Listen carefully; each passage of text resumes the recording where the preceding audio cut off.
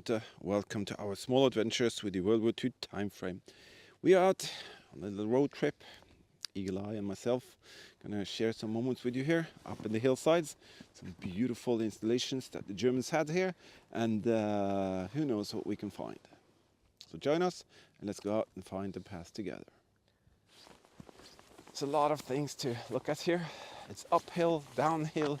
It's a bit stressful, but the weather is perfect and it's just fun being out here. We are out here. Very often we just use old aerial photos, reconnaissance photos from the RAF and Americans to find the different locations. Today we're going to find first what we think are some very crude barracks. Hope they're still there. And then we're going to go uphill, see if we can find the actual gun positions and what's left there.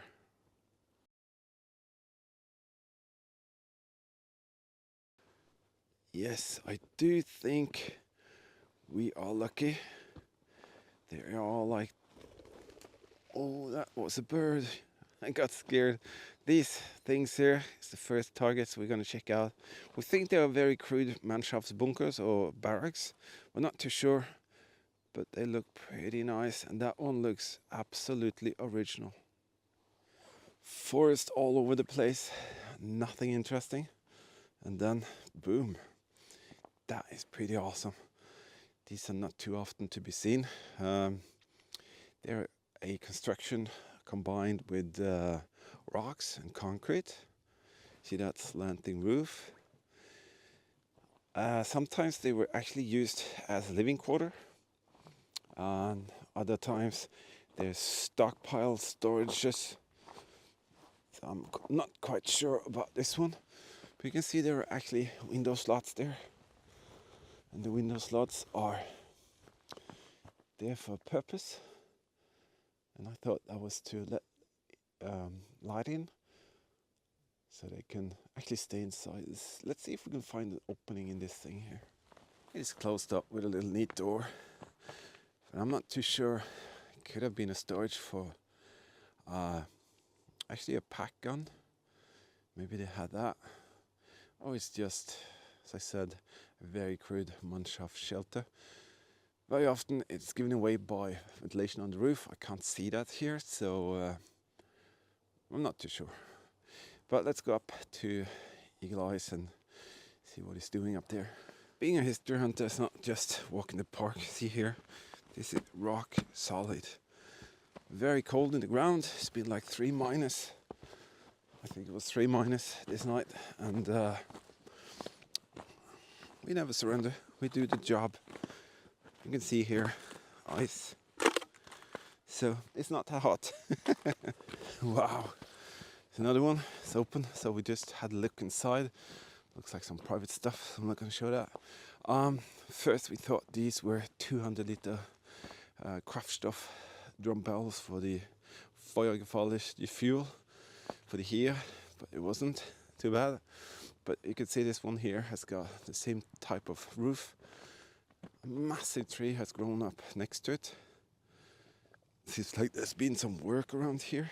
They've been scraping off soil, it seems, so I'm gonna have a little sniff around, see if we can find something. There's some piles here that was scraped up from where the barrack there is, and Eagle Eye just discovered a couple of things. Glass, green glass.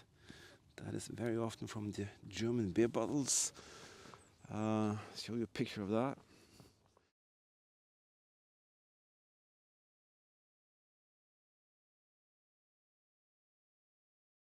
And there is actually right there, see that?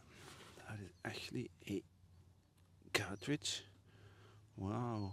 Ah, you can see here, been dented, some from the MG. Where's the other thing? Where's the other thing? It's just around here. It is. See that? Another cartridge. Wow. 2 cartridges. Most likely, yeah, they're both dented. You see that? That's from the MG. You find some more. I'm gonna get him and see if we can find some more here. Hope you're all well out there. Been very hectic the last month. We have several major projects going on. This road trip is quite demanding, and hopefully it will pay off with a lot of good images, but it's very tough work. Yeah, I'm puffing and huffing and really stressing here, but it's so cold, so that's why. That's a very typical clue of what we're looking for.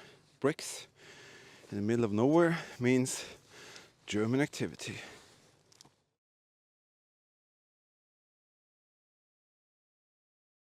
And yes, we are getting close to something. That thing there is man-made. Also everywhere around here, bricks, bricks, bricks. And come over here. There's another thing right there, so we are getting close. We have to look inside this little forest area. We're gonna go that way. Such a privilege to be able to share this material with all of you out there. And a huge thank you, there's a barrack area. A huge thank you to your patron supporters, you guys and girls, for making this come true. And the views, the images and the experiences, we all share them together, but it's thanks to you that we can actually go out and do this. We're gonna have a little bit look around here because there are barrack foundations all over here. This isn't that easy to see, but there's a huge square here, and that is actually a barrack foundation. I think I can see the contours of something up there, but we're gonna see if there are some more things around the barrack area here. You have a barrack foundation here. See the outlines here of this wall. They were all very often very crude constructions. Also, it could be ammo storage, but it was kind of very elementary. They made a line of rocks, often put some concrete in between, as you can see there, and then they put huge planks like this and upwards and just made a little hut and a wooden building. And they could either be sleeping there or having their watch quarters there, guard quarters, or whatever. A lot of forest workers, you can actually see these things now. See there? A huge tree all over the place. This thing here is also a barrack foundation. Today it's nothing less than a rubble pit of rocks, but gives us tremendous insight of how they did it. But we just spotted, well, Eagle Eye spotted something really cool here, so I think we're going to start find the gun positions here now. Suddenly a massive construction, and I mean massive. Also, see that thing on the right there? That is a near the fence, very strategically built wall outside, so they have an area to be behind. There's actually another one further down there.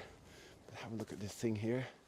Heavy duty built, and let's go and find out what that is all about.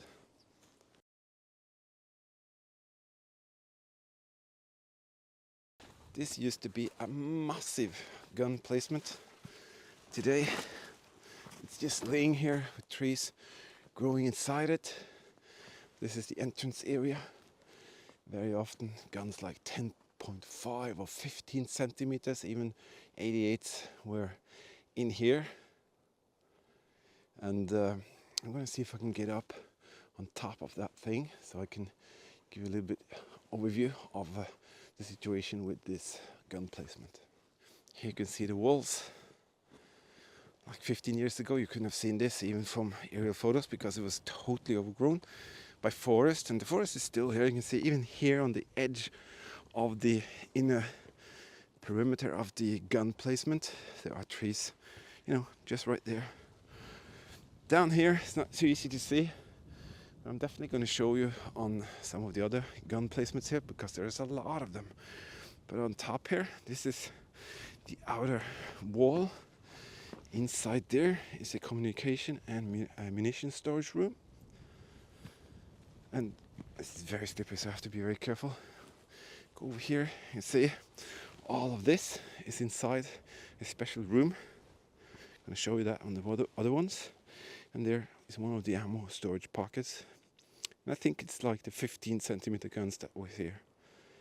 But let's go on to another of these and we can see a little bit more.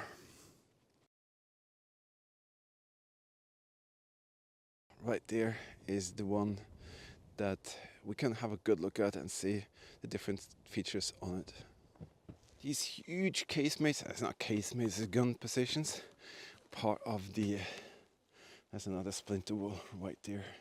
And up there is the first gun position. You see how well it was placed on top of the hill here.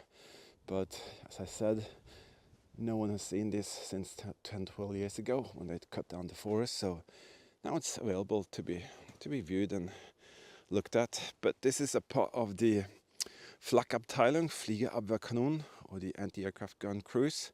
But also they could fire out towards the sea, they get vessels and whatever they liked. So the range would be thousands and thousands of meters. So they could actually hit almost anything they wanted. Just a matter of coordination between the different guns and the crews, and they could even fire multiple rounds towards the same target at the same time. Just wanted to share that little image there with you. Sun is rising. Please watch our videos in full. That supports us very, very well. Or actually the best way to support us is to watch each and every video that we put out there. Watch it in full and we'll be able to kind of advance and show more to more people. Other than that, subscribe, comment, hit the notification bell, make it able to be done in your system so you can be notified. And, you know, just be out there for us and we'll do our best to present even more cool material for you to enjoy. There's another one. Fantastic structure up here in the mountainside. And there are so many of them. So let's go up and have a look at that one.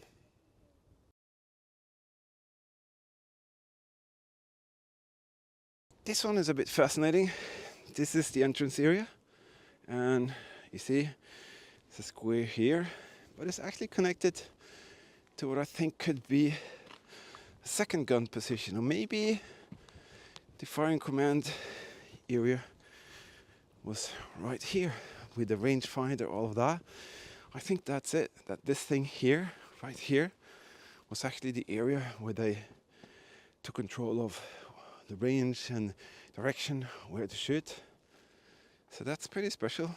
So it got kind of like two in one here, and that could be communication, maybe a generator to produce some power, I don't know.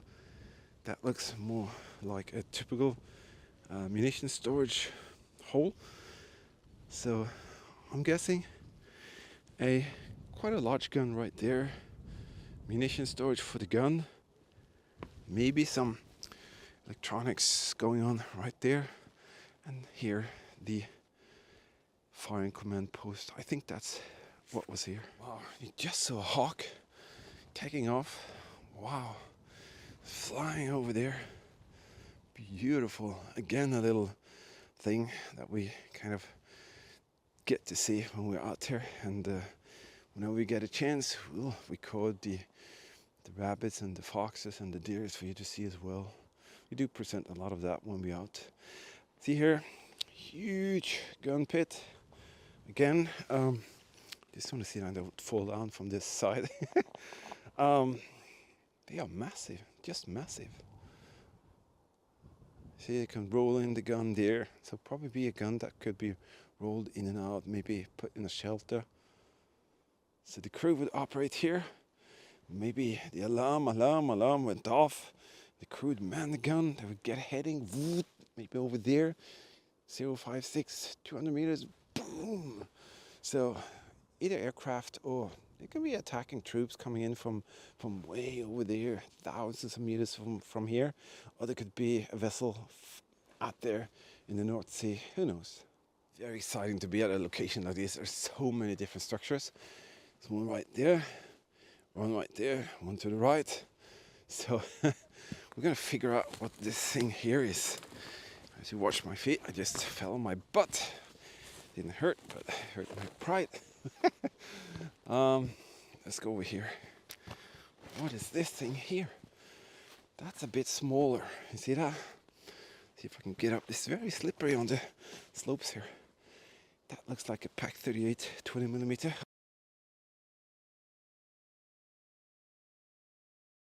It could be like the 30 plus centimeter or millimeter guns. It's totally grown in. You see all the trees inside here. But basically the perimeter goes like here, here, here, here, entrance here, going over here. I can't see any munition storages, so I'm guessing a smaller gun. Let me see, I don't know, munition pockets. Well, basically the last one that we found, another square. That looks like the base, and there is a stair going in there. Let's see if I can get, I have to be very careful on the edge here. It's very slippery, icy. See that? I think could have been a huge rangefinder here actually. I'm guessing a large rangefinder which was stored under there because the slot is so long. There's no point in storing munition like that. You had very often dividing wall, but the very, very long rangefinders could be stacked under there when they didn't need it, and then just connected it and took use of it whenever they needed. So I'm not sure, could be wrong, but I've seen that on other locations, so I'll go for that. Nice little momentum there, and I have to say, this place was fascinating. These structures, they've been here for a very long time. They hopefully will be for a very long time in the future for everyone to enjoy, learn from, and just get some images that are very special. Out there in the horizon, that's the ocean. Me and my son are now heading on to go to a rendezvous with some very special enthusiasts, and we are going to, they're going to reveal something very cool and secret for us, so we look forward to that. Other than that, we just want to say keep subscribing, watching, commenting, watch our videos in full, and to my Patreon supporters, you know, I'm forever grateful for each and every one of you helping us out to reach the goals that we go for, the projects, and the images here today is a result of just that. I do create some beautiful WW2 dioramas for you to get, so watch our videos, supporter giveaway videos in the beginning of each month, and you can see how that works. Other than that, hasta la vista, goodbye. We'll see you later out there in the next adventure.